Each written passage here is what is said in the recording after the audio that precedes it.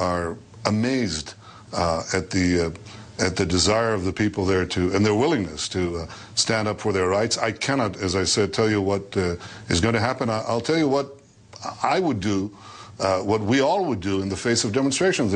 As we speak, David, there's a demonstration right now outside my window, outside my office. Well, democracies act differently. They don't send armed agents of the regime to brutally mow down the demonstrators. I'll tell you what I did. I called in these demonstrators. They happen to be representatives of a non-Jewish minority in Israel, the Druze community. They have certain protests about the financing of their municipalities. I called their leaders in. I talked to them. I said, how can I help you? That's what democratic leaders do. That's what democratic countries do. Prime Minister Benjamin Netanyahu. David Gregory didn't ask him about, didn't push him on this point of how the Israeli military deals with protest. But what's your response to this, John Pilger? But no one ever presses an Israeli leader, Netanyahu or any of them. None of them are protest. They're given. Israeli leaders were given a legitimacy during what was unconditionally a massacre in December, January of this year.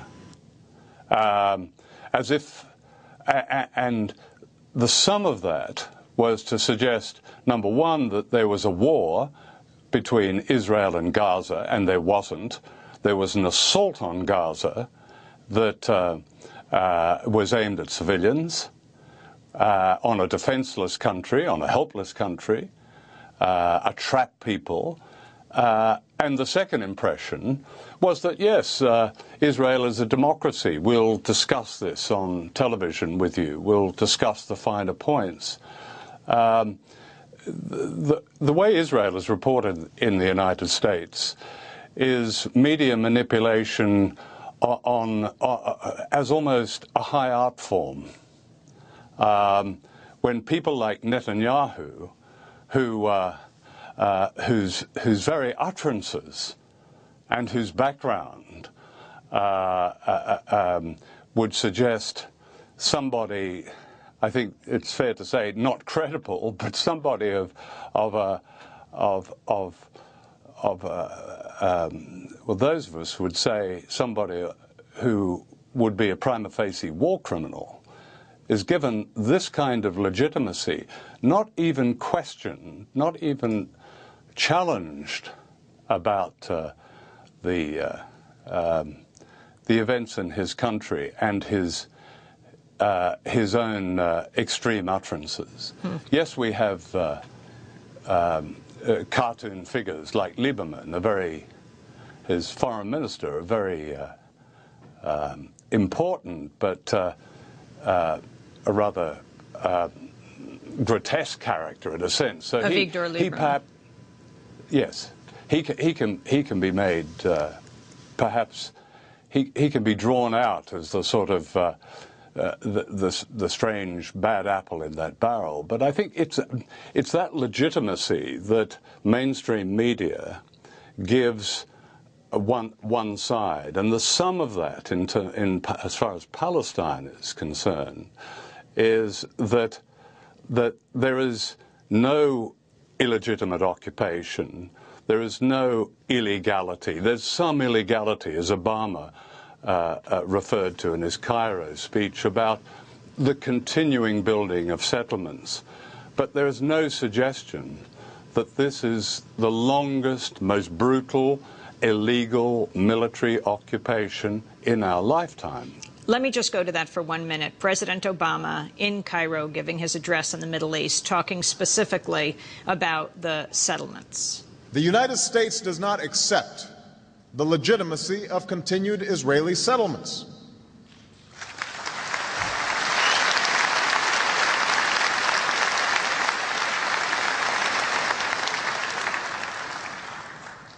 This construction violates previous agreements and undermines efforts to achieve peace. It is time for these settlements to stop. That was President Obama in Cairo in his heralded address to the Muslim world. John Pilger, he says the continued expansion of settlements has to stop. Your response, and then overall to his entire address.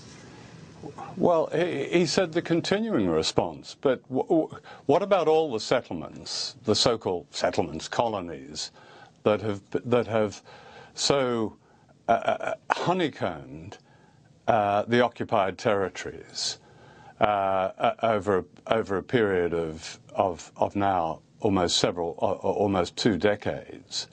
I thought the most significant aspect of that statement was that he referred to the continuing. They should stop the continuing settlements. So leave the ones that have already been built. Let's stop building them now.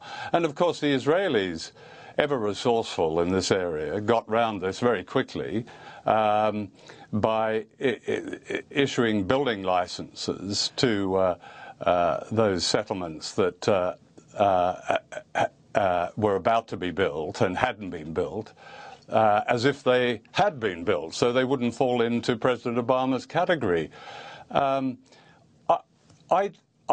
didn't think that President Obama's Cairo speech added up to anything. Yes, it had different language. It didn't use Bush's aggressive, you're with us or against us. It was very soothing. I read one commentator's rather apt description of Obama's words as supplying a kind of mood music to the Middle East. But in the end, what did he offer? Did he talk about the law? And the whole issue of Palestine is really about a respect for law. Did he go back to the 1976 resolution? There it is. It calls on a Palestine state. Did he reach out to the government in Gaza, which, in spite of the media distortion, has time and again called for a two-state agreement in the Middle East? Did he make any move that would begin to resolve this injustice? Did he paint it as an injustice? Because that's what it is. It's an injustice on a scale that none of us in our own countries, in our own lives, would tolerate. The answer is no, he didn't. Now, this is not to suggest that there will be some helpful window dressing here and there. I don't know, but it seems to me that the pressure on Obama over the Middle East, as indeed over so many other issues, has been so minimal that he can simply perform as Bush light. He did, however, I believe for the first time for a president, admit the U.S. is involved in the 1953 overthrow of a democratically elected leader, and that was in Iran, Mohammad Mossadegh. Yeah, but gee, what a concession, Amy. We get 1953, 56 years ago.